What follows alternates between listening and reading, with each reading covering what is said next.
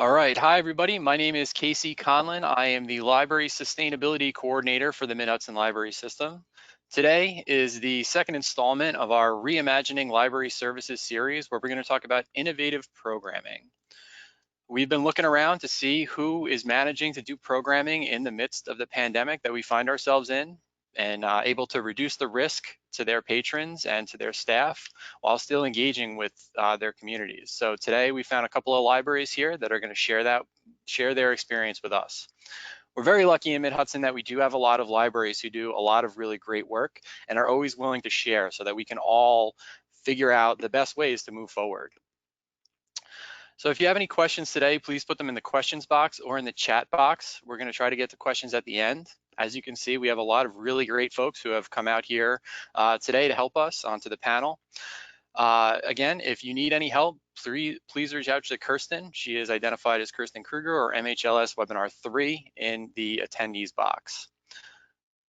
Today we're being joined by Amy Smith, who is our library sustainability intern here at the Mid-Hudson Library System, and she'll be telling us about some of her experience in doing programs as the Director of Programs and Youth Services at the Red Hook Public Library.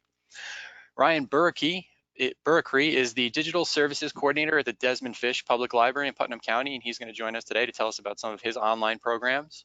Maureen Garcia, Director of the Mountaintop Library, is going to tell us about some of the programs that they've been doing at Mountaintop. Emily Shamidas is going to talk to us about her work as Library Director of the Hudson Area Library. And Christine Pasick, who is Librarian 1 and Teen Programming Librarian at the Saugerties Public Library, is going to talk to us about her work with working with teens with an online program. And finally, we'll have Annalie Dragon, who is the director at the Kinderhook Memorial Library, who's been doing a lot of work with videos and some cool scavenger hunts that we're going to hear about later today. So before we jumped into everything, we hear from all our great panelists. I wanted to talk a little bit about why we do programming. And Emily from the Hudson Library was nice enough to share this with me. And this is from the book bag giveaway program that they did earlier today. And you see, this is Poppy over here on the left side of the screen. And this is a text about how getting the bag of books and the backpack was one of the best days of Poppy's life. And if any of you are on the call and you have done programs, even a couple of programs, you know what this experience is like. You have people come up to you after the program, or you have parents come up to you after the program, and they talk about how incredible this experience was for them or for their children. And that's the work that we do. And every time you're putting together the calendar and you're sending the 20th email to the person who's supposed to respond to you about what time they can do this thing, or writing up that description that goes on Facebook, it's all for this kind of stuff where people actually really love the things that you're providing to them. And so we get to do this work, or not me so much anymore now that I'm not in the library, but when I was in the library, I got to do these things, and I would have people come up to me and say, oh my God, this kid loved this coding program so much, he can't wait to get home and do more of it and then come back next week and do it again. And it's really gratifying, and it's really important that we're able to do this work. We provide education in our community. The early literacy programs we do educate parents about their role in educating their children and teaching them about early literacy skills. And then later on, we actually get kids ready for kindergarten when they're a little bit older, when we're working with them directly. Teen programming that can actually find what teenagers are interested in and find creative ways for them to develop that interest in a safe space is incredibly important, and also provides teenagers a way to connect with one another. And lifelong learning, of course, when we have people who want to learn English or people who want to learn more about the history of their community. We have a lot of libraries who do this and a lot of patrons who really love this kind of thing. Some of the things that are overlooked are the connections that we provide through our programs. We provide connections to resources, as in the case of local history, if there's a local history room that isn't part of your library, allowing patrons to connect with those people and the resources that are in that room. And then services as well. If you have a Head Start program where Head Start comes in and actually provides screening for young children, that's a service that people might not have access to if not for your library program coordinating that. Another thing that's often overlooked is the actual connection between neighbors. In our Turning Outward program that we've done with a couple of libraries at this point, we hear in community conversations that people want to feel more connected to their neighbors. And library programs are a big way to do that. Whether you have, again, teenagers who are getting to see their friends and be really excited about the thing they're working on at the teen program, whether it's coding or Dungeons and Dragons, or if you have older folks who are coming to a Monday matinee, before COVID, and they're saving seats for their friend who they're excited to see. So these are connections that a lot of folks might not think about as part of the library program, but these are really important parts. The other thing that we provide is engagement. We have people engaging in convening community members to have dialogues to try to move forward, as we talked about through the community conversations program, if they can figure out what they want their community to look like and how they can actually get there and what barriers might be in the way. And then civic engagement. We see a lot of teen programs, again, who actually provide community service opportunities for teens where they can get together with their friends and accomplish community service, which is sometimes required by the school, but also just something that kids are doing. We also saw in our last Reimagining Library Services webinar a couple of libraries and many of the libraries in the system who are helping the community work towards combating food scarcity and hunger for their neighbors. So these programs are really important for us, and they're important to our community, and they're important to the people who participate in them. But it's getting harder and harder to do them. And one of the ways that you can reduce the risk with actually doing a program is to provide programming outdoors. And I was hoping that Amy could tell us about some of the ways that they've found to actually continue to have in-person programs while reducing the risk of transmission of COVID-19. Thanks, Casey. So normally we have at Red Hook Public Library an extremely full programming calendar, and like a lot of you, it's a lot sparser. And we do have online programming, but one of the things I wanted to make sure that we tried to do was to have some in-person things as well. Now, to be totally honest, on the adult side, I'm going to talk a little bit about a kid example and then some adult examples. Those were also grant-funded programs, so we needed to figure out a way to have them. So that's also part of the impetus. But so I basically wanted to have something for kids that would be especially outdoors and off-screen. So many of the kids are doing remote education. Well, the entire district was required to do so in Red Hook and still is. So I wanted to get them doing something that was off the screen. And in talking to parents, I basically did a survey. This is what I do, and said, how would your kid react to, and gave a variety of scenarios. What we came up with was that they needed to be in motion. Especially for the younger kids, because the way Red Hook is doing school, half of the elementary school is in the afternoon, K through 2, and half is in the morning, K through 2, even online. So they needed to be on the move because A, they're not moving around much, but also B, it was going to be an easier way to keep them safe. And we would be spending less time on stop touching that, get a little further away, etc. So I came up with the Nature Walk program. What we do is we meet once a week in different parks in our neighborhood. In our town. So the first one was at the rec park. We walked a story walk, but subsequently they've all been on basically nature trails, easy hikes. In my mind, it was for sort of preschool to second grade, but occasionally I have an older kid that comes along as well. The key thing is that masks are required for everyone.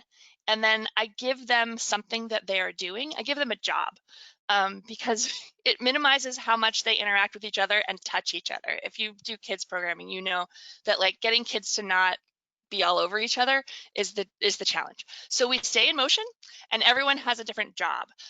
So for some walks, it will be, okay, I'll parse out the senses. So you're our ears on this walk, you're our nose on this walk. And then we periodically will stop and I'll say, okay, ears, what do we hear? And things like that. Or other times each kid will be a different color.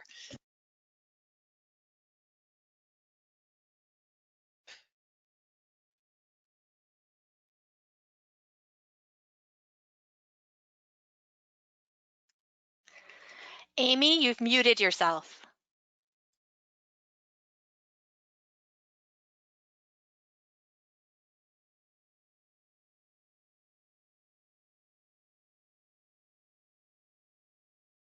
Looks like you should be back now.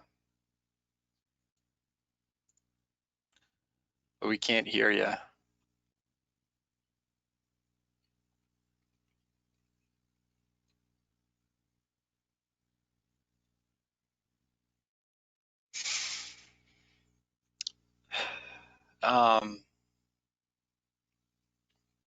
Shows you as unmuted. I know, that's what I see as well, Amy, but we can't hear you right now.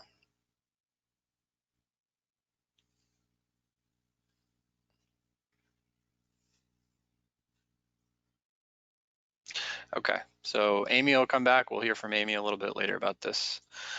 So a couple of things to keep in mind, whether you're meeting in the library or outside the library, there is guidance from the New York State Department of Health that dictates some of the requirements that are necessary for actually having a meeting or for having people in the building. The phase 2 retail guidance, which is the first one up here, which you can access by going to the link above for the New York Forward documentation. You can complete that for your county and choose that you're a library or an archive, and they'll spit out the guidance that applies to you. And so for phase 2 retail, it calls for a 50% occupancy of the library space and to be 6 feet apart and wearing a mask.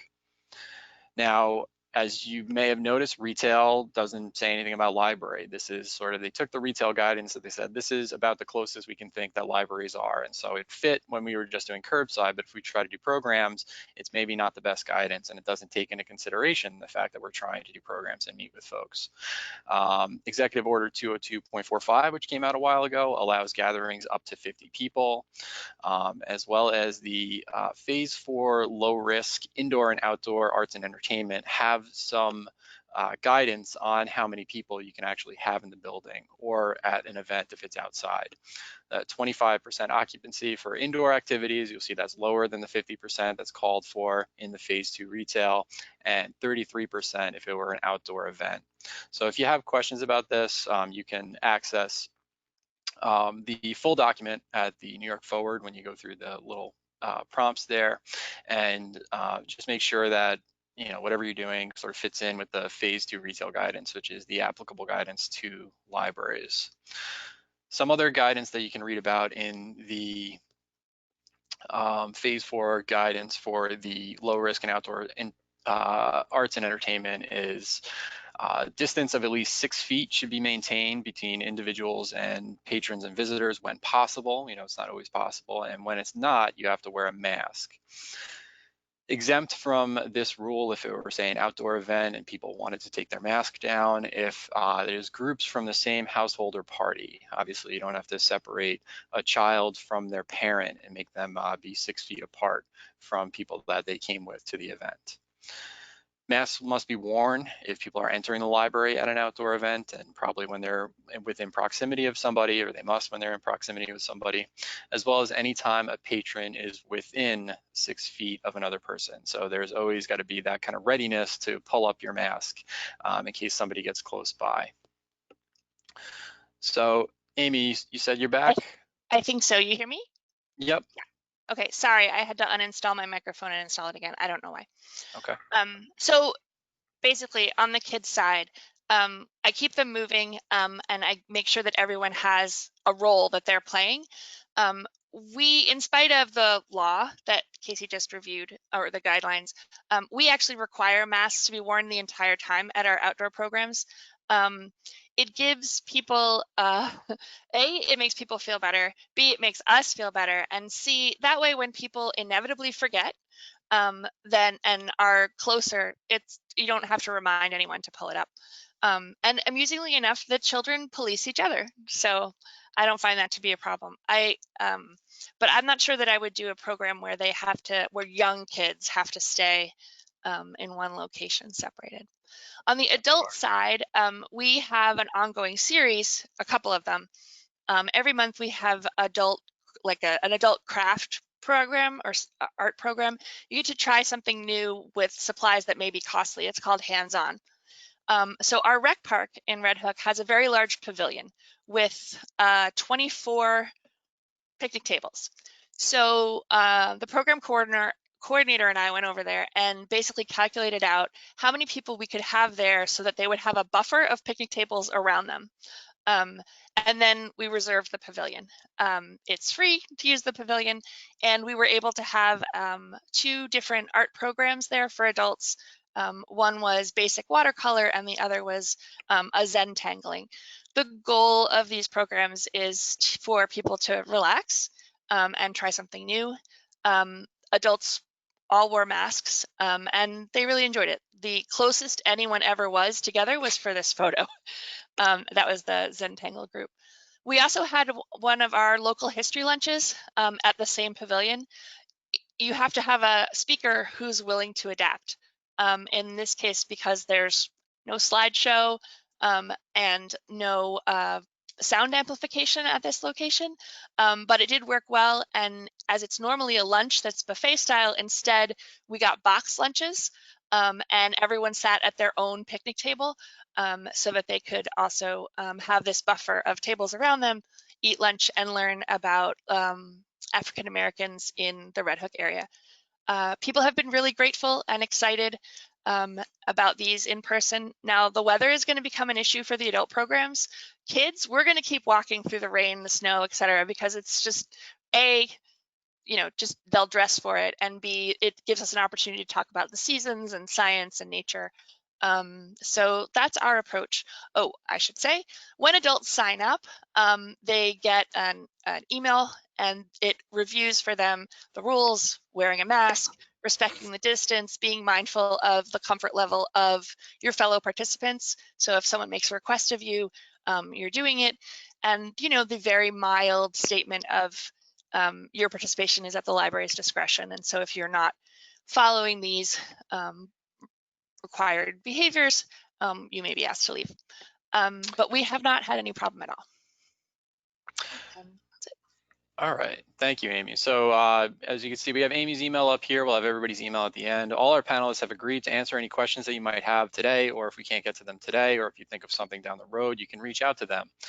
We will be sharing the slides with everybody, as well as a list of the resources that folks mentioned today. So Brian, I was hoping that you could tell us a little bit Sure. about your program, which is a fact check happy hour. Yeah, so this is a program called Fact Check Happy Hour. It's run on Zoom. We do it every other Wednesday at 8 p.m.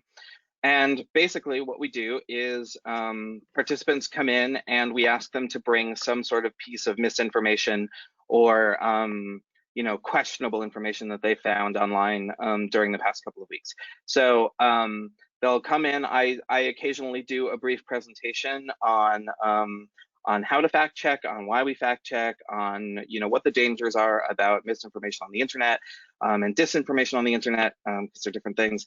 And we go through that together. We sort of, we give them tools for how to fact check things on their own. And then we respond to anything that people have brought, or I just go through and answer questions. So occasionally we'll get a couple of pieces of misinformation and we'll go through them and look at them. Occasionally I'll bring something in, and occasionally people will just come in and be like, hey, what's Q? And we'll have to sort of go through and talk about those things, or how do I use this fact checking site, something like that. So we sort of keep it an open conversational format. That's why we call it Fact Check Happy Hour. We occasionally get teens, so it's not like a proper happy hour or anything like that.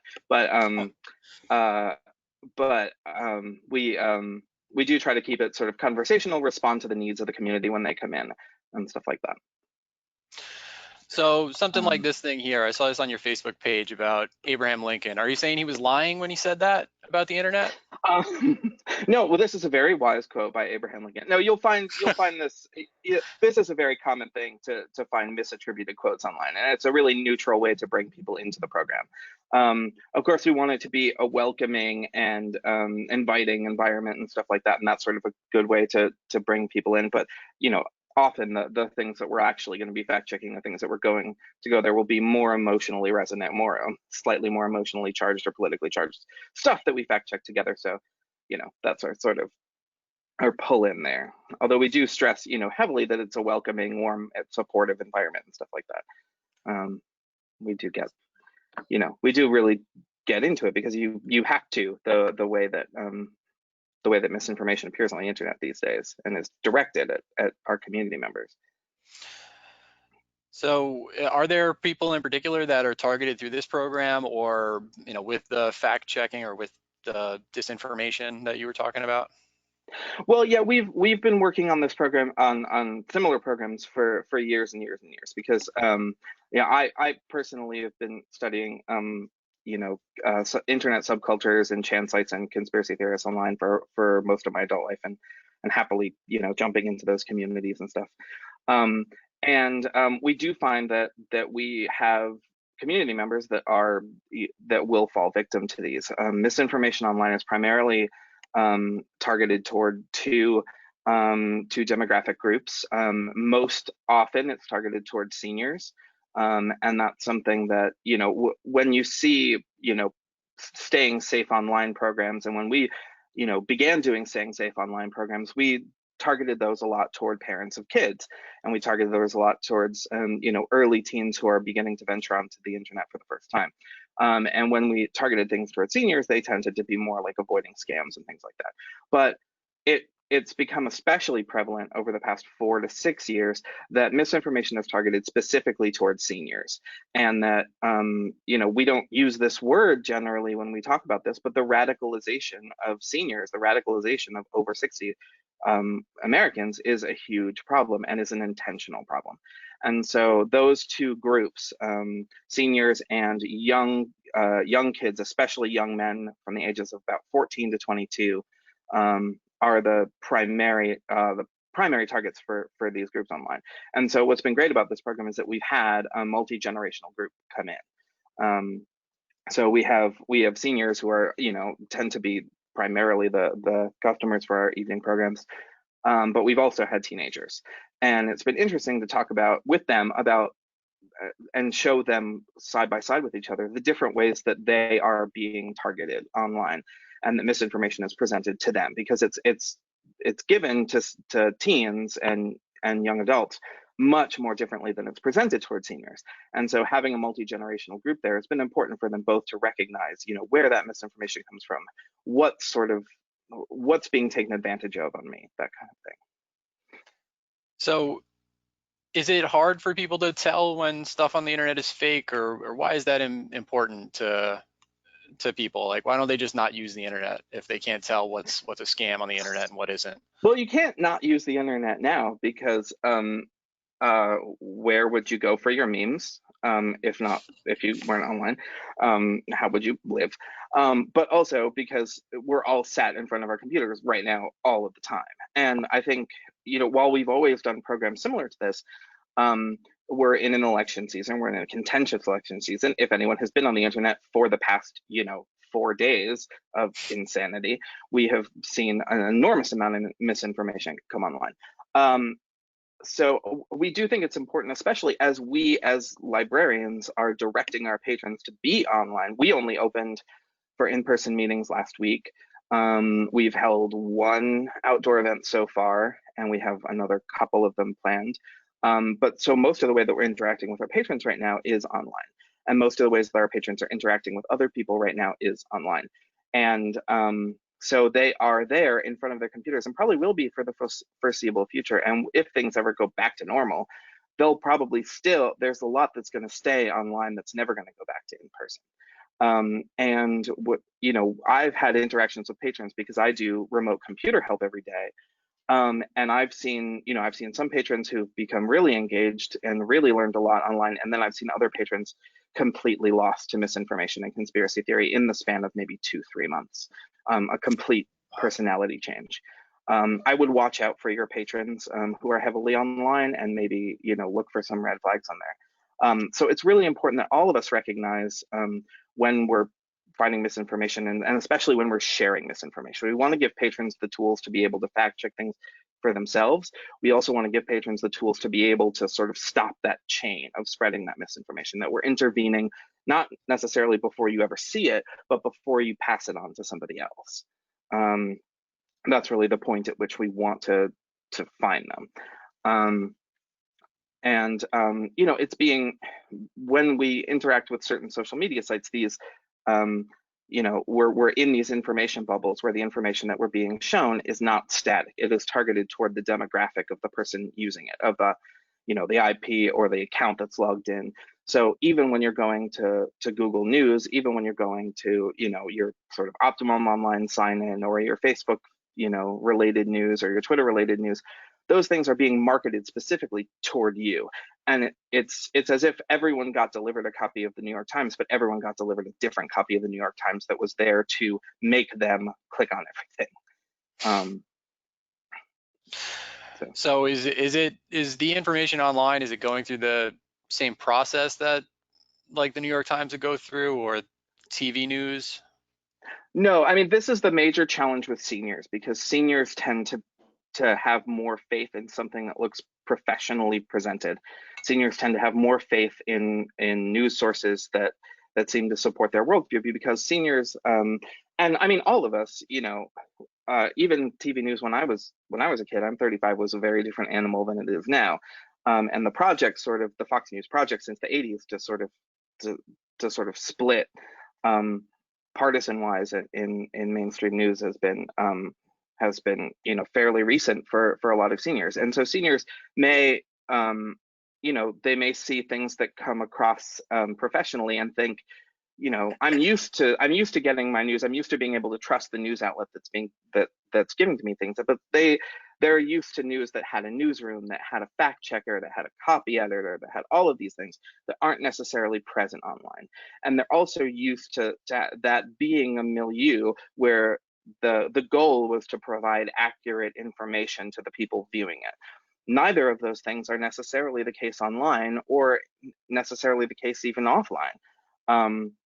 There isn't a newsroom that is there compiling all of this together in many cases. There is not a fact checker. There is not a copy editor. There is not somebody there to make sure that it's sort of relevant and factual and there just to inform the populace. It's there to get a click. It's there to get a political result. It's there for many other reasons that I think people entering the internet either early in their lives or late in life may not have the sort of cultural signifiers to be able to recognize.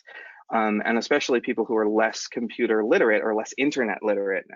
You may have people who are extremely computer literate, but not necessarily internet literate, that may not see things as red flags, like the lack of a verification check on a Twitter post, or certain misspellings, or domain signifiers that look off, or sort of memes that look passed around quite a lot. You may not have people with the tools like Google reverse image search or how to find a fact checking site. And so these, the sort of lacking the cultural cues that many of us who are heavily online may recognize, they're more prone to being victims of misinformation.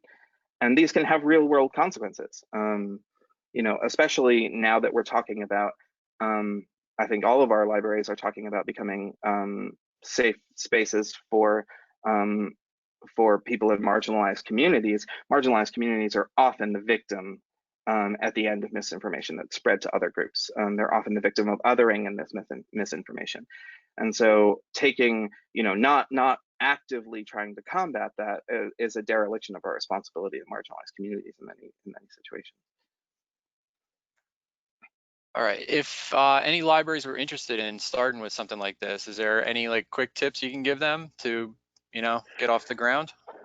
Well, I think thinking of our responsibility as information literacy specialists, I think we're in a unique position to be trusted by our patrons, because they trust us to sort of give them accurate information, to be people who are not going to lead them astray, who can find what they're looking for and who can, help them evaluate things. And we are a welcoming and sort of neutral, neutrality is an issue at libraries, of course, but to be sort of a non-judgmental person who can help them find that. So I think becoming confident in our ability to distinguish between true and false information, and also the biggest challenge I face with patrons is just having the confidence that they can find, that there is a truth that they can find, that there is the ability to fact check online, that they do have these things. And I would say that we need to realize that patrons are not coming back offline. It's not going to happen. And then us as librarians need to have those tools for ourselves. So we need to make sure that all of our librarians are trained to be able to do basic fact checking online, trained to be able to recognize basic cultural cues online, basic red flags, things like that. And just that our librarians have the confidence to be able to say, this is not true. I've been asked to fact check things for years, and that's one of the reasons that I started this program, because as the digital literacy coordinator, things that were on the internet, that was sort of my that was where patrons felt comfortable was in coming to me and not necessarily other librarians. And what we want to do is make sure that all of our librarians feel comfortable answering digital questions, answering basic fact-checking questions that come in via the internet space, because it's just as much a physical space for them right now, an inhabitable space for them as a book or as a newspaper or something like that. Right. I would say that familiarizing yourself with the basic fact-checking websites, so Snopes, PolitiFact, Reuters Fact Check, Washington Post Fact Checker, factcheck.org, those are really, really helpful. And Google image search, Google reverse image search as well. So, and just making sure that you're doing hygienic Google searches. Practicing with extended search terms, practicing with what's going to return me accurate results and stuff like that. Those fact-checking sites, reverse image search, and good Google searches really can knock out 99% of the fact-checking questions you're going to get at the library. All right, great. And we'll be sharing out those cool resources that Ryan rattled off like they were nothing to make sure that everybody has them. But I want to thank you, Ryan, for joining us. I know that you might have to run early today, so hopefully we'll be able to get some questions to you if there's questions after the program later. All right, thank you very much. Yeah, feel free to email me or call me, anyone for fact check help or anything like that. But I'm home and I watch my kids all day. So cool. All right. Well, thank you for making the time to be with us. Maureen. Thanks, everyone. Thanks, Ryan. Maureen, so you have always done a lot of really great programming at your library, at the Mountaintop Library, and you've managed to step it up and switch it up a little bit, even in the era of COVID, to again, reduce the risk and to actually reach out to patrons and connect with people in new ways. Would you be able to tell us a little bit about the Storytime program that you've been working on with the Arboretum? Sure. That was a lot to take in, what Ryan I'm still writing down some notes. So my program's a little lighter, and mainly for families. And I've been doing this program with the Arboretum for the past couple of years now, and we've always kind of done it in person, of course. And this year we had to switch it up. So it's a series of stories I do there. I usually would meet with a group 10:30 on a Saturday. We would read the stories and then do a craft associated with it and walk about the Mountaintop Arboretum. But that changed this year. So they asked if I would be willing to do some virtually on their YouTube channel. But as we all know, that comes with a lot of stipulations with publishing companies and proper permissions and all that. So I ended up doing one virtually like that on their YouTube channel, where I reached out to the author, who was self-published, and I'm Not Just a Scribble by Diane Alber, and she's got a ton of really great books about the virus right now too, which I totally encourage you to get. I just bought her pack of books for the library, and all of her books have an underlying theme of empathy and kindness, and so that's kind of the theme I went with in the beginning. And then I really couldn't get the proper permissions to do the YouTube channel for them for the other books I was looking into. So I asked if maybe I could just do story walks instead along their woodland path. So I would, photocopy the story pages, laminate them.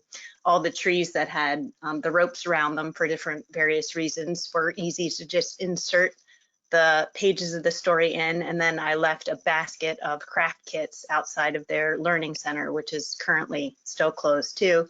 And within a couple days, I usually made about 20 of them. All of them were gone, and they said that everybody really enjoyed it, adults and children alike, along the woodland path. So I'm doing another series starting October, November, and December. I'm going to focus on mushrooms and climate change. So hopefully we can get some of those little minds thinking about the Earth. So the images you see was the one virtual I did, and then the bottom one is actually a virtual clay program that I did for adults with a grant from Create.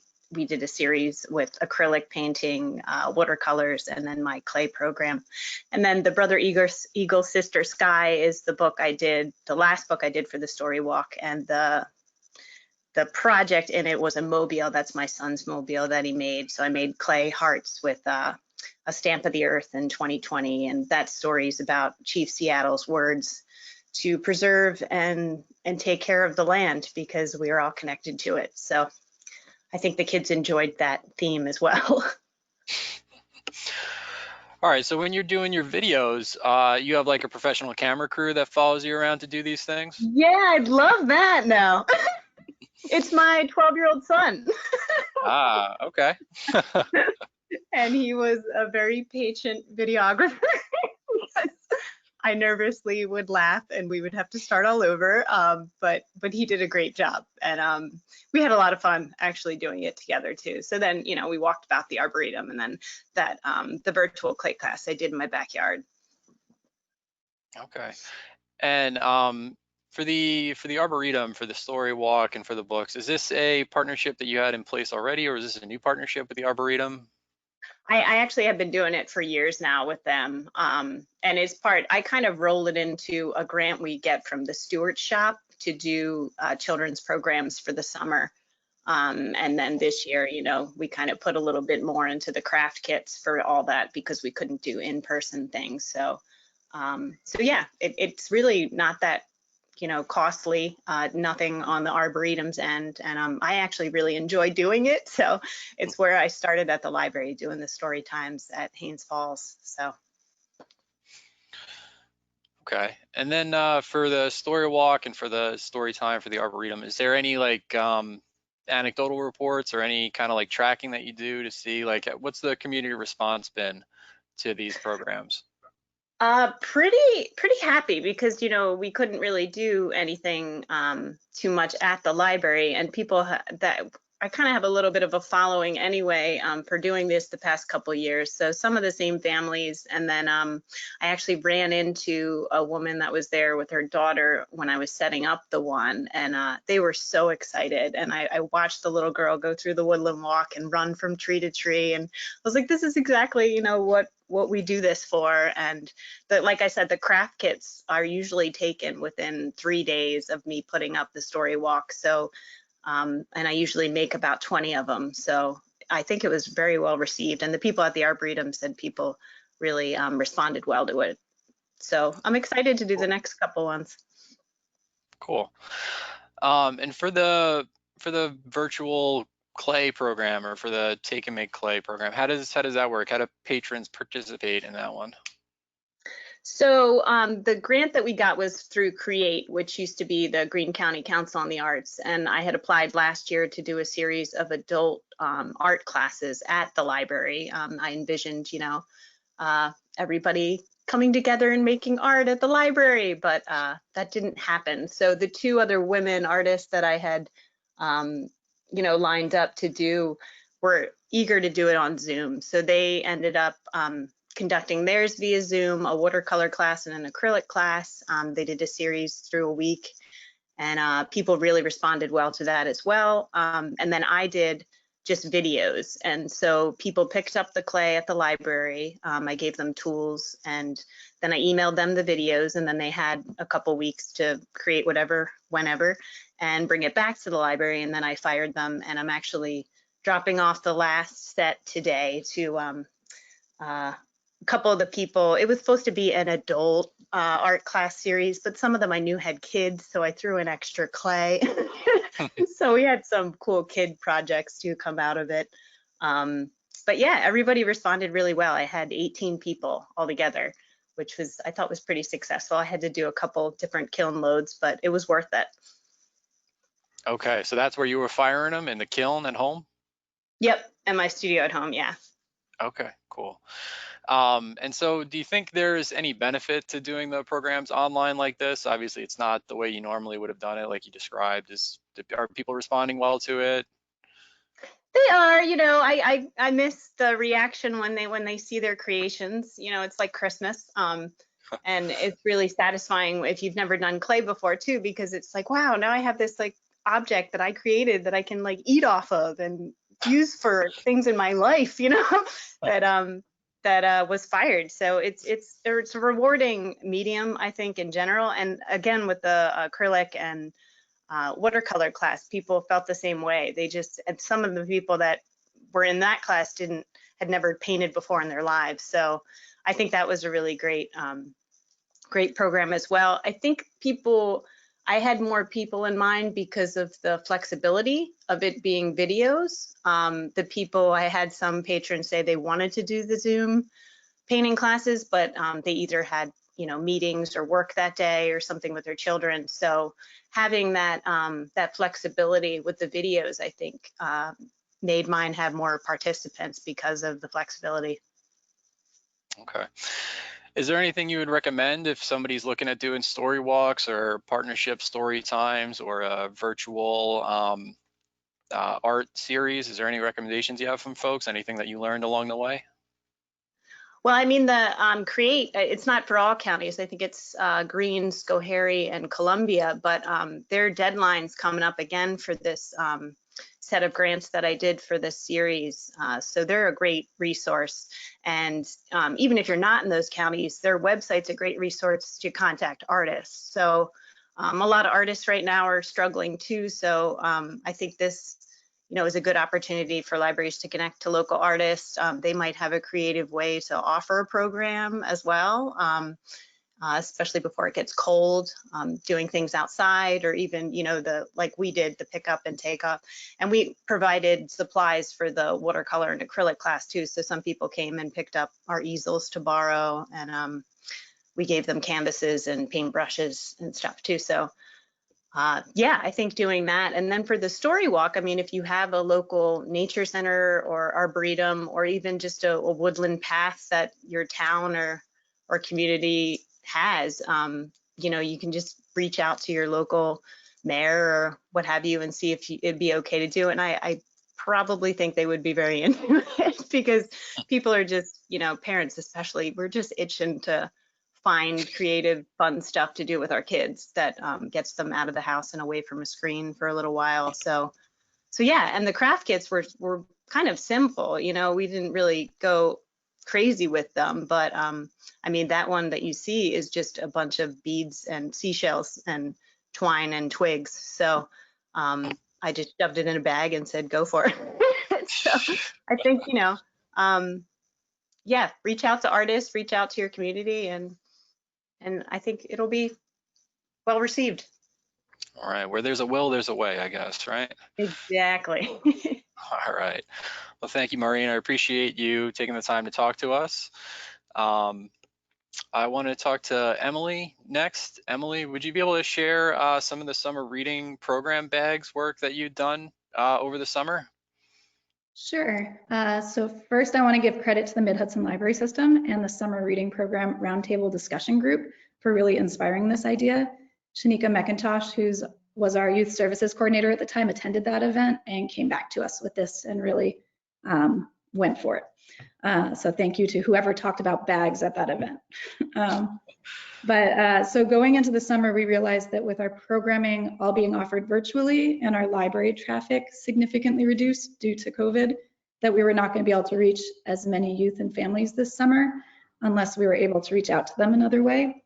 So the goal behind the bags was really to connect youth and families with resources, activities, and supplies so that they could engage in learning and literacy development during the summer months.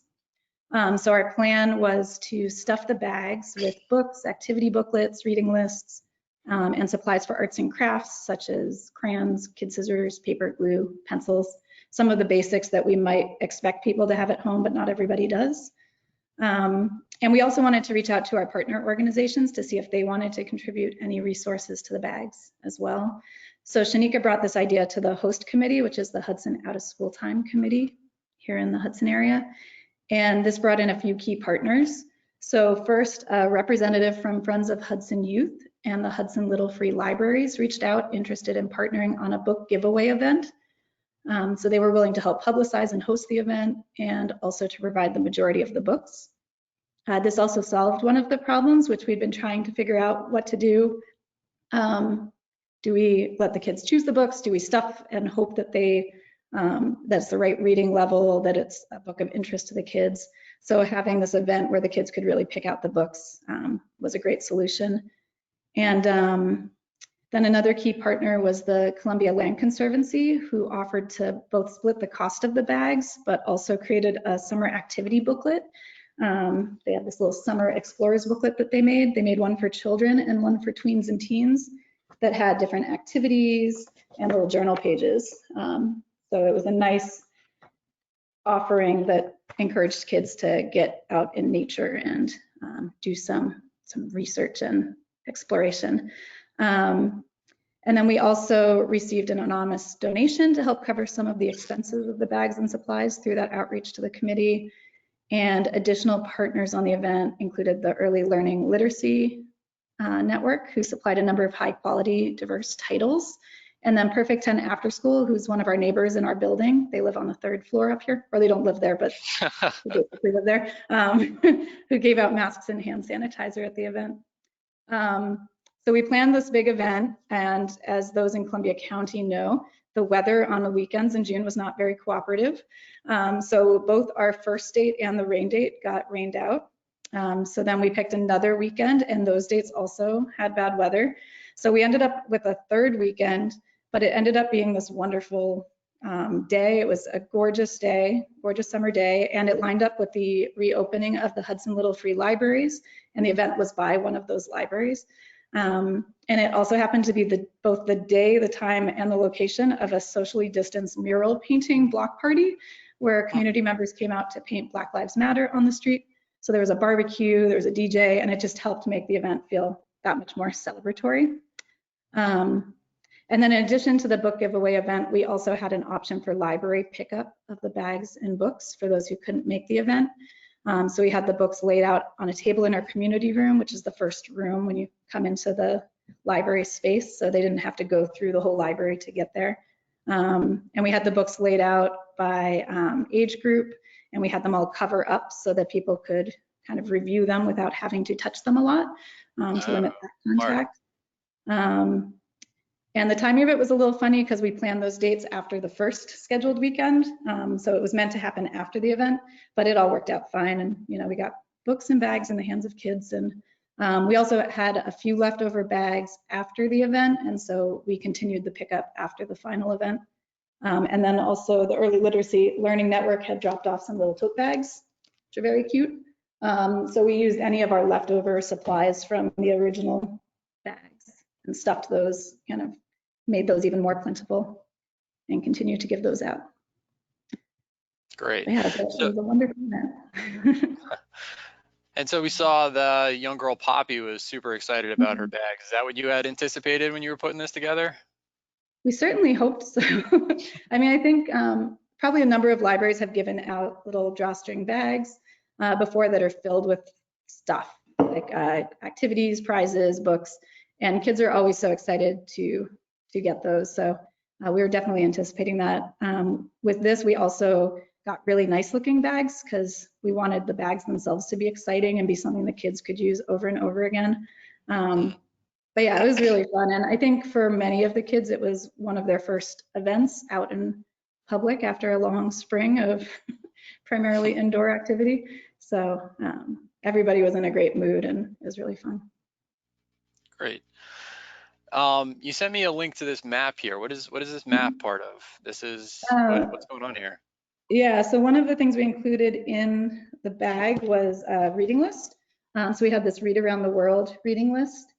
So we had a list of children's picture books, children's chapter books, and then we had young adult and adult books as well, because we wanted the whole family to be able to be involved. And we listed them by the country where they take place. And the goal was to encourage community members to read books set around the world, and then to contribute those to a map where we would highlight where we were traveling through books over the summer. So we had this Google map. We used a Google form for people to submit, and then we added to the map as people read. And for me, I helped put this list together because I'm a list maker. And for me, it was really fun. Anytime I saw that someone was checking out a bunch of kids' books from this list in particular, like you could tell that they had that list and that they were reading off of it. So that was fun for me personally. That is cool. That's fun. That's a cool way to encourage reading too, to just be able to mark up the map too, and to have people working together on that. That's great. The other thing that I was curious about was the history room on Zoom. That's been an online event that you've been working on, right? Yeah, so this was inspired by two things. So one, our history room committee chair, Gary Sheffer, had been interested in hosting a podcast on something related to the history room for some time as a way of helping get the word out about our history room. And the second was that our local history speaker series, which is a very popular program that we do in person at the library throughout the year, was the upcoming events had all been canceled or postponed due to COVID. So this was a way of getting some local history information out during this time when we had our doors closed and we're doing only virtual programming. So throughout the pandemic, Gary invited various community members to come on to join him in a discussion of their work, their memories, local history topics. And then we shared the videos that were created from those Zoom interviews on YouTube, our website, and social media, as well as in our newsletter. Cool. And what did people think of that, or what's the response been to that online or in general that you've heard? There's a lot of interest in local history in our area, so the response has been good to both this, and we've done a lot of social media posts on local history during this time as well. We have comments off on our YouTube page, so it's possible we would have had more feedback if we had those on, but we've had some nice in-person feedback from folks, and Gary and the participants have a great time with it as well. So yeah. All right. Is the history room on Zoom, is that something that you plan to continue doing, or is this something that, once you can have folks back in person, is it better to do it that way? I guess that's still to be determined. We're having a history room committee meeting next week to talk about various projects for the history room. I think it's definitely something we could continue and probably will in some capacity, although we're starting to offer virtual local history talks. So that may take some of the place of that. But it's a really fairly easy program to do the way that we do it, at least, because it's a simple Zoom interview. We don't have any editing unless you have to chop off something at the beginning or end. I would suggest to anyone that wants to do this, that is planning to use the video, the main feedback I have on it is to make sure to rename people in the program. We have the man pictured here is Rob Perry, who's the director of the Department of Public Works here in Hudson. And his whole video, it says Patrice Perry, which is his wife's name at the bottom. We also had to take one down temporarily to do some editing because somebody had called in, and so throughout the video their phone number is on the screen, and we of course don't want to publicize his personal information. But yeah, in terms of the setup, you come up with some questions for discussion and then have a conversation, record it, upload it, publicize it. It's pretty straightforward. So, and in this case, because it was a board member who was doing the interviewing, it really had very little impact on staff capacity. We helped upload it to YouTube and spread the word, but otherwise he did the work. So I think there's ways to make it really sustainable and interesting and fun. Cool. And maybe does it reach a little bit more people, or a couple more people maybe, or have a little bit more perpetuity than like an in-person event? I mean, I'm sure I haven't heard from anyone in particular who can't make the events but made it to this. But I'm sure there are people out there that either don't have time or can't make it to a public event. In particular, during a time of COVID, once we start having events, we'll have to have some distancing in place. And usually our local history talks, we have the room packed. So we wouldn't be able to have the same level of programming once we start offering those in person. So this is a way to expand the reach in that way. All right, cool. Well, thank you, Emily. I appreciate you sharing all this stuff, including Poppy and the map. I think the map's really cool too. Next, I wanted to talk to Christine at the Socrates Library. Hi. Christine, hey. So you have been running a D&D campaign, or a D&D Dungeons and Dragons program at the library for teenagers, even in the pandemic. Is that right? Yep, we started a couple of years ago. I lucked out in that I was able to have a core group of people who actually show up and like it. Like quarantine hit and we were up and running on the internet like 2 weeks later. We wasted no time. Oh, wow. So that was it. So 2 weeks and then you were back doing it, huh? You didn't skip a beat, really. No, these kids, they live, they breathe, they have memorized the textbooks. It's something else. So the picture we have here of these kids, this is before COVID, I'm thinking, right? Yeah, that is before COVID. It was actually during a big final battle we'd built up to for about 2 years. Oh, wow. Yeah, everybody showed up. That's cool. That looks like a lot of teenagers to have at the library doing a program. Yeah, we can get up to 15 people. It's rough for a D&D group, but they all just kind of got thrown into the hot water. Usually Okay. want about 5 people tops. So Okay. we've had to adapt. All right. So they must like it though, right? If all these teens are coming. Oh yeah, absolutely. They bring their friends, they convince other people. Some of them just hang out and don't actually play. They just like to be around it. Oh, okay. Like spectators, I guess. Oh yeah, because I mean it's like watching a video game or something, but you don't have to actually play. Mm-hmm. So how did you get started doing this game? You said it was before COVID, but how did you get started? How did this group get started? Well, on Wednesdays, I usually do a program where the teenagers will do fandom day, and we'll do something related to pop culture, and I'll have them decide what we're going to do for the rest of the month. And one time they were like, hey, 2 of them were like, we want to run a Dungeons and Dragons thing. And I was like, okay.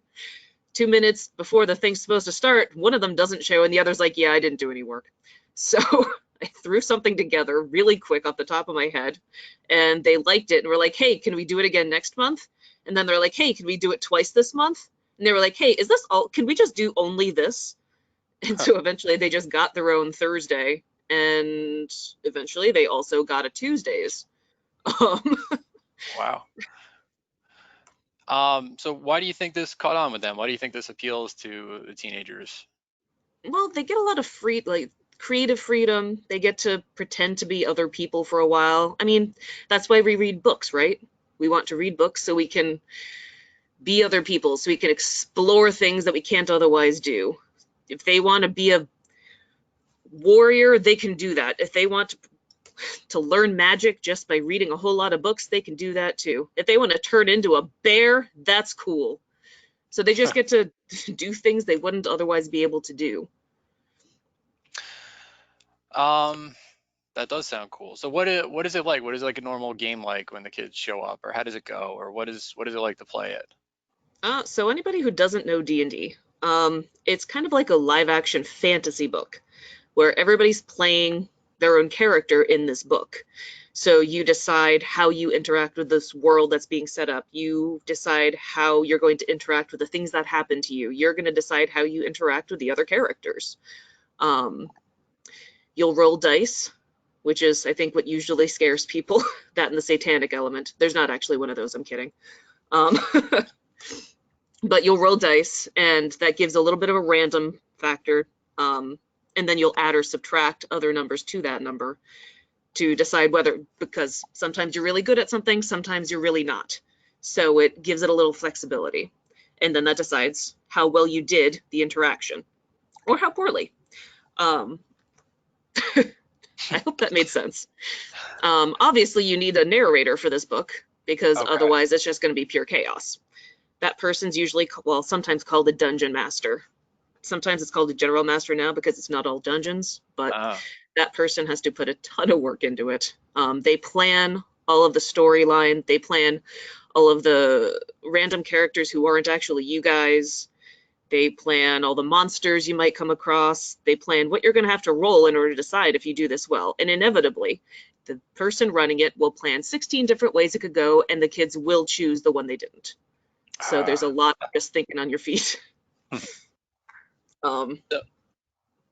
So for this latest campaign that you're doing, who is the DM or the GM?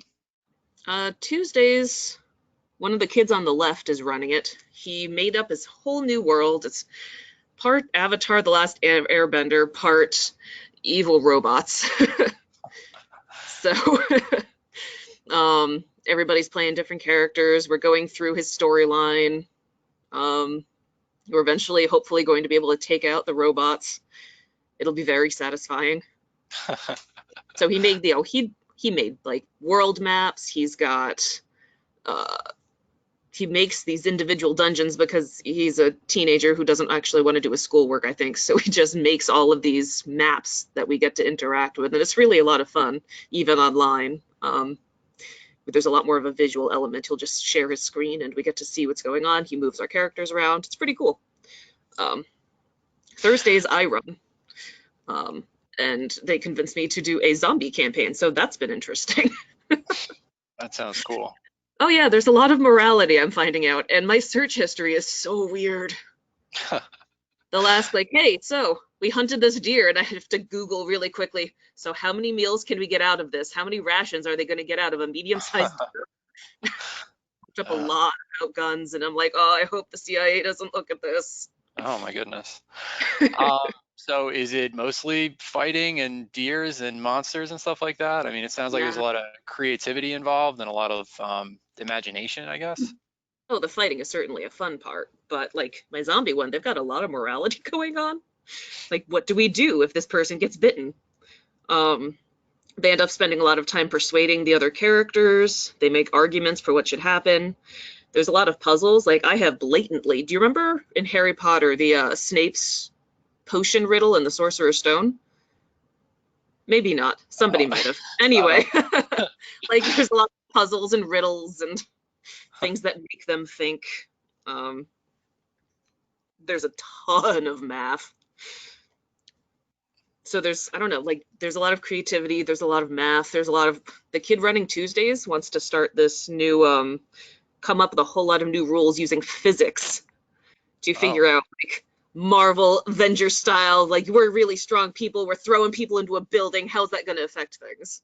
Wow. How rip up the cool. cobblestones? Yeah, so it's going to be interesting to see what he comes up with. Are there advantages to doing it online versus when you used to do it in person that you've noticed? Well, it's a lot easier for me to look up the weird facts I need to know, like what spigots are made out of, what kind of metal. I think, yeah, I cannot stress the weird stuff I've had to look up for this. But I think in some ways, like the maps are a lot more fun because you can have it pre-made and just pull it up on the screen.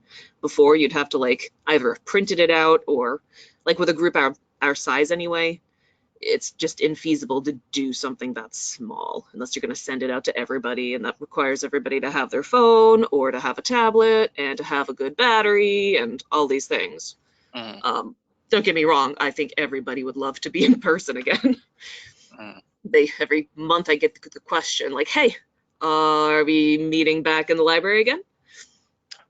But I think we've been able to do a lot of good this way, and a lot of kids who wouldn't otherwise have been able to make it are able to make it now. That's cool. Like if they had a doctor's appointment and they go straight home rather than having to drive the extra 15 minutes to the library, they're not missing as much. I've got a couple of kids, they're not allowed to do anything outside right now, so they can do this. That's cool. If somebody were interested in doing something like this with their teen group, if they didn't have something already going on, do you have any recommendations for them of how they could get started? You don't have to come into this knowing anything, I promise you. Okay. When we first started this group up, I hadn't played for years and I didn't remember most of anything. So we all just kind of learned it together. We knocked it down to like the barest of rules, and then we just slowly added them as we were all comfortable with them. You know, we just tiered it up and up and up. There's a lot of free material online. You really don't have to pay for anything except for like a set of dice. And even right now, if you're doing it online, you don't even need that. There's a lot of materials online. There's books in the system that you can borrow. Oh, It's pretty neat. There's pre-made like campaigns and stories, so you don't even have to like make up your own stuff if you don't want to. And a lot of it's also free. It's a very cheap program. In terms of getting people, that might be the harder thing. Like, if you don't want to be, or if you don't have the time to run it, you could probably see if there's a teen or adult in your, you know, a patron who knows how to do it, and they might be willing to. You could, there's local game shops around the area. You could try them too. Even comic book shops might have people who'd be willing to run a program, because a lot of the times, like, people want to play, but it's hard to find other people to do it. So I bet you'd be able to find people to do it. okay. So there's some folks around who could help you out, who could be a resource to DM a campaign for you if you For sure. if you can't figure out all this stuff necessarily, or you don't have the time necessarily to do this. As you said, there's a lot of time involved. Yeah. Okay. I mean, I do it for teens, but I could, if I had decided that I had the time and inclination to run another thing, I could probably do an adult one too. Like, there's everybody. There's always going to be people in every age group who's interested. In terms of maybe finding patrons who are interested in actually attending this, I don't know about you guys, but a lot of my attendance, or our entire library's attendance, for things comes from people that the staff were like, hey, you're into this kind of thing. I don't know if you saw this flyer, but do you think you want to do this on Tuesday afternoons or whatever? Like, this is going to have its own audience. Video gamers, you can get fantasy, sci-fi geeks. I mean, even if you just make some phone calls or drop some messages and say, hey, you're into this kind of stuff. What do you think? You might be able to get people from that. So talking it up a little bit. Yeah. I mean, it seems like fun. Yeah. I guess, you know, once you get folks to try it, I think they would enjoy it. Yeah. Okay. And again, like, when I first started this, not a drop of my teenagers knew anything about the rules. So you can all just learn together, and it makes it just this close experience that you all get to have together. All right, cool. Is there any other tips you have for folks who, if they were thinking about doing this, or, you know, if they're thinking about doing this or getting started with it? There's different ways to do it online anyway. I probably wouldn't try Zoom. We thought about it at one point, and half of us didn't have devices that could handle that many videos while we were doing other stuff. You've been using Discord. So it's just audio and typing, which has worked great for us. And the kid, whoever's running it, can share their screen if you end up doing a battle, or just want to show a cool riddle to them or something for them to be able to deal with. There's something called Roll20. I haven't used it. It's supposed to be specifically for this. We just kind of got started on Discord, and everybody already had Discord accounts. It's a free thing that any video gamer already has, so it was just easiest for us. Cool. It's really fun, I promise. And I will defend this as a library program until I die. All right, cool. Yeah, well, it certainly sounds like a fun way to engage teens, and I appreciate you sharing this with us today, Christine. Thank you very much. No, I will always talk about this to people. Thank you for the opportunity. Yeah, thank you. So next up, I want to talk to Anna Lee. Anna Lee, you have a couple of programs going on at your library now that you have, you know, like many of the libraries that we talked to, you had to shift gears to be able to connect with your community the way you used to. But it looks like you all have been going pretty hard on the video stuff. Can you tell us a little bit about, you know, the videos you've been doing and, you know, what your strategy is with them? Sure. I would argue we were a little bit later adopters. Once the pandemic hit, it took us a while to sort of shift gears and decide what we wanted to do. We were pretty focused on the idea of whatever it is that we wanted to do. We wanted to be able to continue once we are back in the building and things are more normal. Mostly because I think we're capturing at least some new people, and I don't want to just then abandon them once things go back to normal. Like, I definitely think there are some people who engage with those videos that don't come into the library very often. And so it's nice to be able to reach kind of a new audience. So we started a YouTube channel And it started with just Mandy and I, Mandy's my children's librarian, and she's the one you see in the Crafternoons with Mandy videos. She mostly focused on crafts at first because we were figuring out copyright for story times and that sort of thing. She's done a few story times. We also saw there was a kind of a glut of story times online. And so she started with craft projects, which was more something she was excited about. And so she does a simple craft online each week that you can follow along with. And then I started doing book talks. I think a big focus of it for us was that these things are available a lot of places online. So what makes my patrons or your patrons want to watch them is more about them seeing you. So like they miss your faces and they miss talking to you. And so our kids missed Mandy. It's not so much that they needed another craft or story time, but they missed seeing Miss Mandy. And so I would say one of my biggest tips is to just do something that you really enjoy, because I think that does come across. It's awkward no matter what. Nobody likes being on camera. I still don't like it. I don't like that it exists in perpetuity online, but I've gotten over it, and it just is what it is. I think the book talks for me are something that I always did. I like to talk about books, and as a former reference librarian for most of my career before I was a director, it's a big part of my comfort zone. Is I read a lot and I like to talk about books and match books to their readers. And so the book talks were kind of I started out with just one book. I have now usually am doing more like a theme. So I pick a theme each Monday. I film them another day. I think filming them instead of being live has a couple of advantages. One is that it works with everybody's schedule. They can watch it whenever they want. And two, it works better for my schedule and for Mandy's schedule, because I just have 6 days out of the week, I find some time to spend the 10 minutes to make one, as opposed to having to be free at a certain time, because anybody who works in a public library knows that if you pick a set aside time, like I am actively watching the door waiting for somebody to bust in at this moment and ask me a question, or staff or public alike. So it's harder. And I think if you have the freedom to do what I do, it a lot of times before we start the day, I go and make the video so that it's just done with.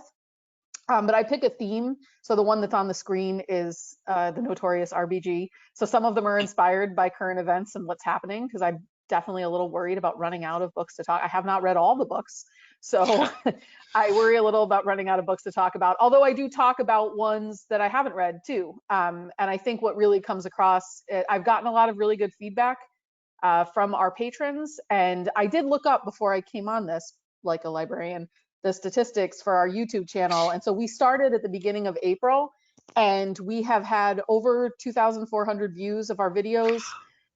People have watched over 116 hours of our videos, and we have 30 subscribers about at this point. So we're a pretty small library. I was really happy with that. I didn't think anybody was going to want to watch me talk at them about books, honestly. But I get a lot of really great feedback, and I do nonfiction and fiction and kind of all things. I guess the one of the more popular ones that I've done, and our teen librarian Matt is now doing too, is unboxing videos.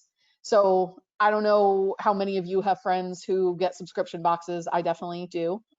Especially during the pandemic, it's really fun to get mail. And so when they do this thing on Instagram or Facebook or whatever, where they'll unbox their stuff and show you what they got. And so I thought, well, why don't we do that? I was running low on ideas, admittedly, and was like, why don't I just got this box of new books, which is super fun, and I process them. And so I thought, why don't I talk about all the new books? So I started doing those, and Matt has done one with the teen books too. And that actually has been one of the more popular ones, I think, is people like seeing what new stuff came in. So I try to keep the videos about 10 minutes or less, because I feel like that just is more likely for people to stick with it. If they get too much longer than that, I feel like you're pushing people's attention spans. So most of our videos are about 10 minutes. And I don't know that people watch the entire thing, but what I have started doing, because you want people to be able to look up the books easily, is at the end of the videos, I put the cover images of every book that I talk about. So they get the title and the author, in case they don't understand me, because I tend to talk really fast, which you can control with video editing, surprisingly. But I put the covers of the books at the end, and we just have, we use a video editor called Splice that works on Mac or just PCs, and it's $2.99 a month or something. And it's pretty, it allows you to do stuff. We do very basic editing. I don't edit a lot of my stuff. I need these videos to be something that I can manage. So they're pretty quick. Like if my video is 10 minutes, the whole thing probably takes me about 12.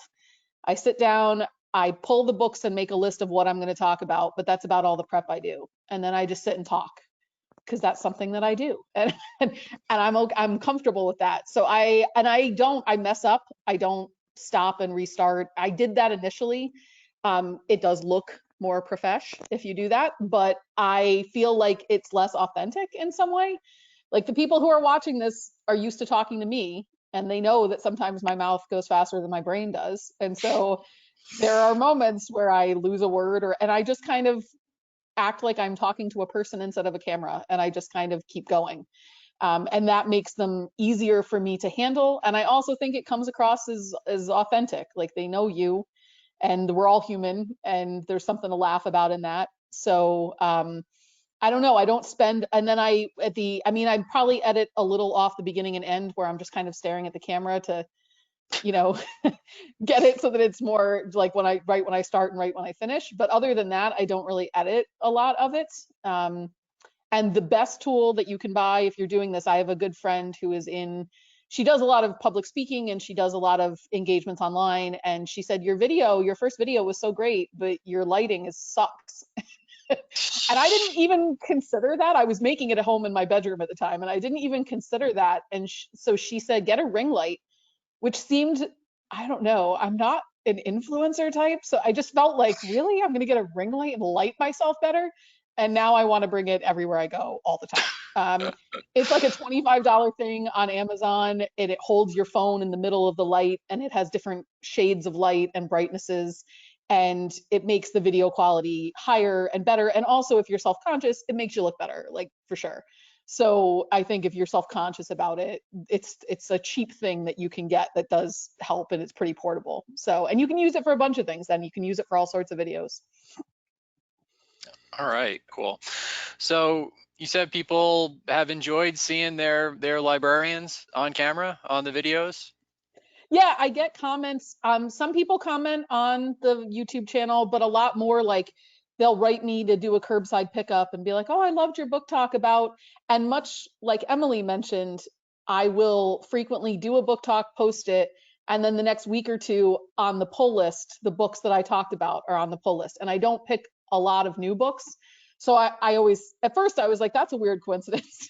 But then I got to a place where I was like, oh, they're pulling them because I talked about them. And so then I do get a lot of patrons, and actually more of my older patrons who I kind of just didn't necessarily think would take to the video thing, would want to be online or whatever. But as we've all mentioned, everybody is online now. So I get a lot of like my regulars. I used to do these book talks in person periodically. And it's so some of those people, but then also other people that are, just not people who ever said anything before will comment. So I try to vary. I read everything. So I try to vary the topics I've done true crime and social sciences, and then I've done mysteries, and I did audiobooks and talked about audiobooks. I did one where I talked about the skill of reader's advisory, the magic of librarianship, like how that works and how people might use it to find a good book for them in addition to talking to us. So it's kind of all over the place. But I've gotten to a point where I hate the camera part, but I like doing them. It's kind of fun to think about. And I make lists a lot of things that I could do because I'm always worried that I'm going to run out of ideas perpetually. All right. Well, it sounds like you've had a lot of good ideas. Is there a reason that you posted to YouTube as opposed to directly to Facebook or some other medium? Well, so we started out just doing them on Facebook. And then the thing is that we have a lot of, especially our older patrons, and I have some board members who don't have Facebook accounts, and they don't want to have a Facebook account. And so what we've been doing since pretty early on is if we post the video to YouTube, then we can share it in different platforms. So we make an event on our online calendar on the library website, and we post the videos there too, which means that they go on our front page each week as we make them along with the other scheduled events. but then they're also archived there. So it's easy to go back on the calendar and like, oh, I missed last week's, and you can click on that event and there's still the link. Where Facebook stuff tends, I mean, you can make a video section, but it just, not everybody is on Facebook and not everybody wants to be. I mean, I kind of don't want to be. So I have to be for work, but it's not my favorite. So I think we were just thinking, what is the easiest thing to do that lets us put it on a bunch of platforms and share it in a bunch of different ways, as opposed to just Facebook. And if I post a video to Facebook or YouTube and I'm not an influencer the next day, do you think I should just give up? Is that how it works? No, because like I said, I mean, some people might hear that we've had 2,400 views and think that doesn't sound like much. I mean, our population is only 6,400 people or something. So like, I feel like it's a good amount, but it does take time. And what happens is you post the videos and some of them get a bunch of likes and watches the first day. But a lot of times what happens is if I go back to ones posted from April, they have a lot of watches. And it's because since that time, you can on YouTube, also one of the things I like that I don't know if you can do on Facebook or not, is playlists. And so like what we do is link these to each other. We have a couple, we have one for Crafternoons and one for my book talks. And so like if you watch one book talk, it automatically connects to other book talks that I've done. And so sometimes I think people get caught, and I know I've done that, where you're just watching and it's playing one after the other.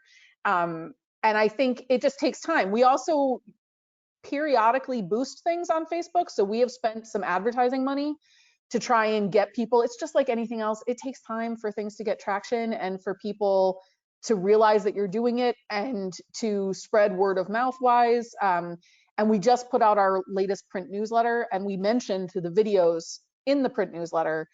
Seems kind of counterintuitive because it's all online, but a lot of people in our area rely on our newsletter to know what the library's doing. So if we put it there, it will get more attention. So it does take time to build up, and it is a little like sometimes you post one and you're like, why is nobody liking this? But if you give it time, people will. It just, they're not gonna, not many people are sitting around hitting refresh on your library Facebook page every 5 minutes. So, give it a little chance to build a following and to build some word of mouth and that kind of stuff. Okay, cool. Would you be able to tell us about the teddy bear scavenger hunt? I'm sorry. Sure. The teddy bear scavenger hunt program that y'all put together? Sure. Mandy, that's my genius children's librarian. This was really her idea. I went to her with a problem, which I always tell people go to solutions, not problems. But I went with a problem. And I said, we always do the teddy bears picnic at the end of our summer reading program. And it's become one of our most popular programs and everybody loves it. We can't do it this year. What can we do? Because I want to do something. And Mandy came up with the idea of the teddy bear scavenger hunt. So she printed out like 50, I think it was 50 different bears of all different shapes and sizes and colors.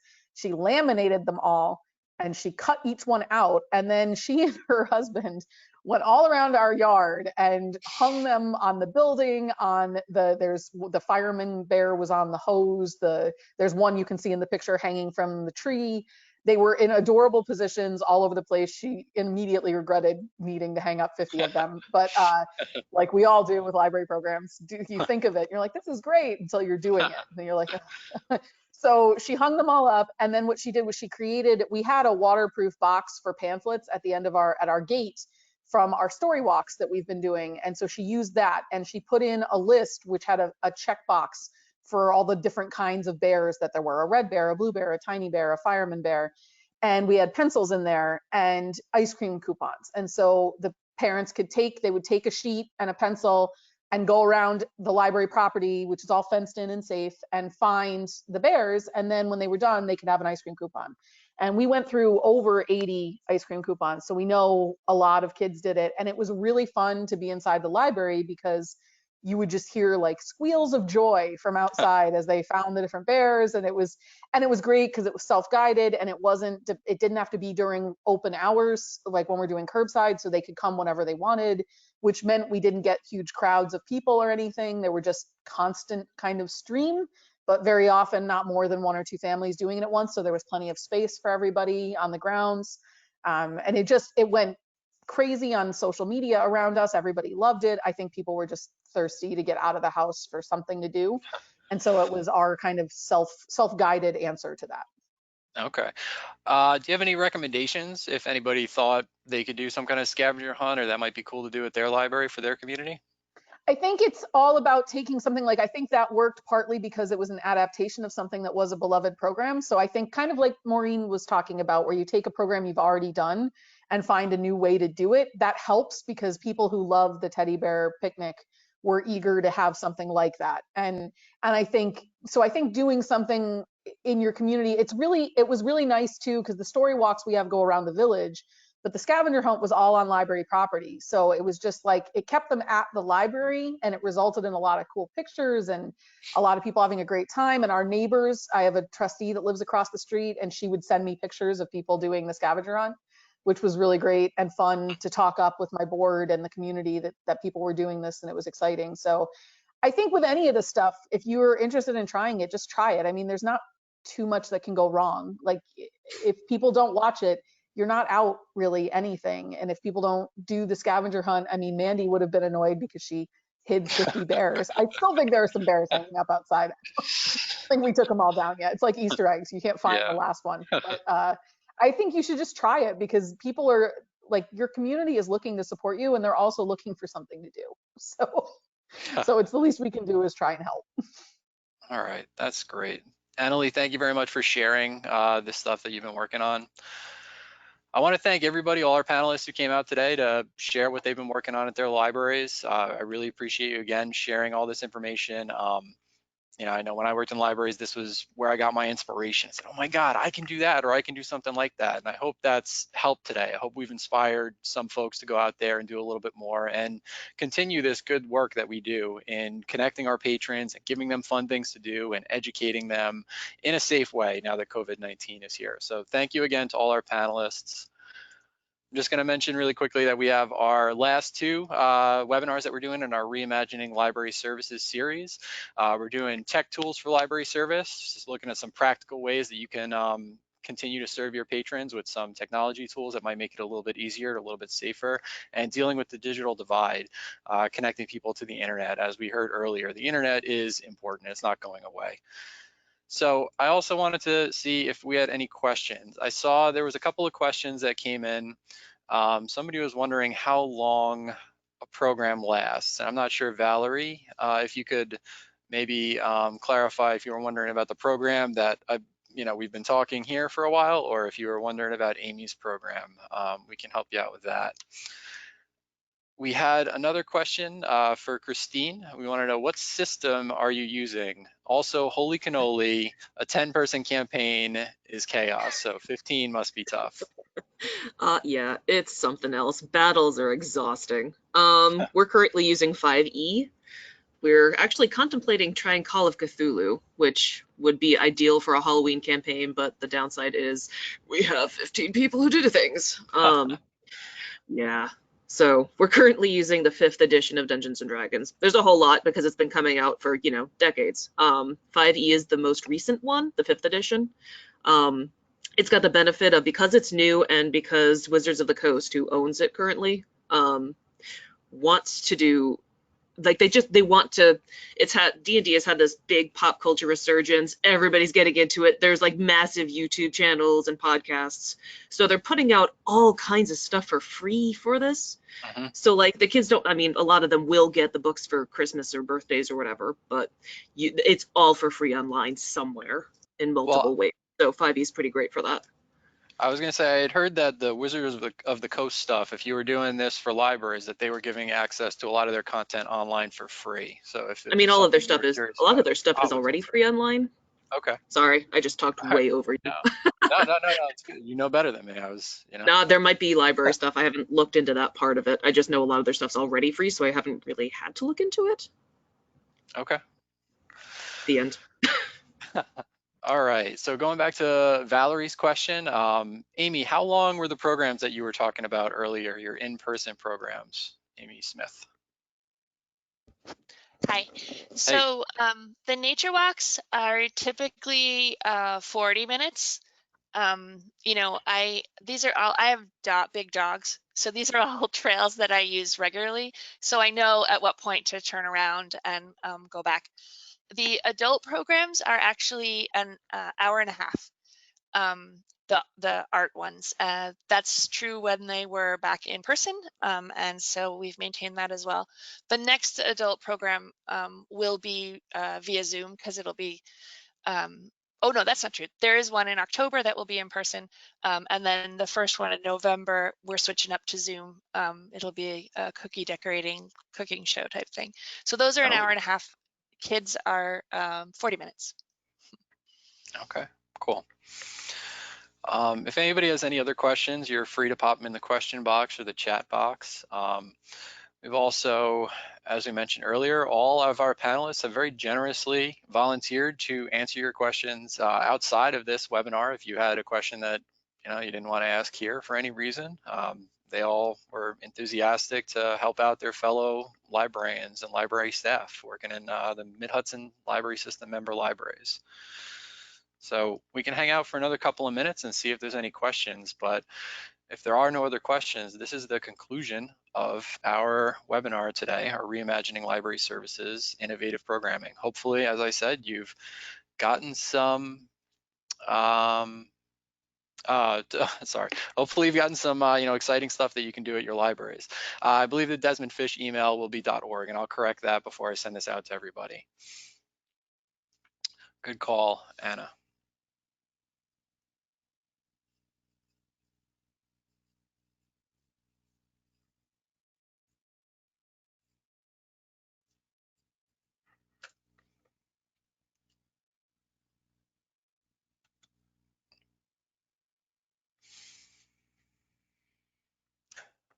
All right, good job, everybody. Thank you so much for coming.